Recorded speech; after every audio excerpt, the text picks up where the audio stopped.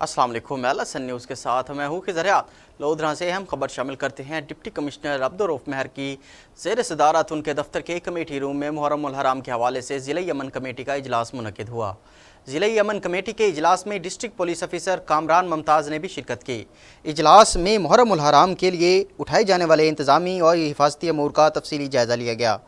ضلع میں 25 لائسنس دار جلوس اور 36 روایتی جلوسوں سمیت مجموعی طور پر 101 عزاداری جلوس نکالے جائیں گے۔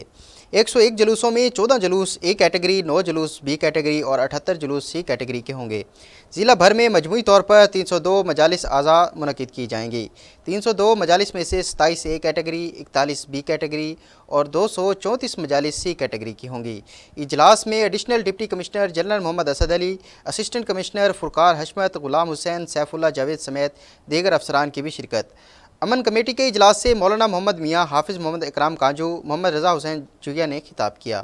اجلاس میں مولانا حبیب الرحمان مدنی، ملک محمد عابد منگلہ، مولانا حسین احمد اور پیر میاں خورشید احمد اویسی نے بھی اظہار خیال کیا۔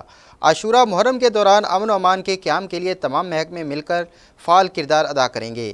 ایام عاشورہ کے دوران امن و ایام، بھائی چارے اور مذہبی ہم آہنگی کی فضا کو ہر صورت برقرار رکھا جائے گا۔ اسلام امن و سلامتی، بھائی چارے، عفو درگزر اور مذہبی ہم آہنگی کا درس دیتا ہے۔ ضلع لودھراں کے تمام مکاتب فکر اور مسالک کے علماء کرام کا آپس میں مثالی اتحاد اور تعاون ضروری ہے۔ ضلع انتظامیہ کی جانب سے محرم الحرام کے انتظامات کو فول پروف بنایا جائے گا۔ میونسپل افسران جلوسوں کے روشن اور اہم پبلک مقامات سے وال چاکنگ کا خاتمہ یقینی بنائیں گے۔ محرم الحرام 2024 کے حوالے سے سیکیورٹی کے فول پروف انتظامات کیے جائیں گے۔ ضلع بھر کی حساس کیٹیگری کے جلوسوں کے کلوز سرکٹ کیمروں کے ذریعے سیکیورٹی سرویلنس کی جائے گی۔ رات کے اوقات کار میں حساس نوعیت کے جلسے و جلوس کی مانیٹرنگ نائٹ ویژن کیمروں سے بھی کی جائے گی۔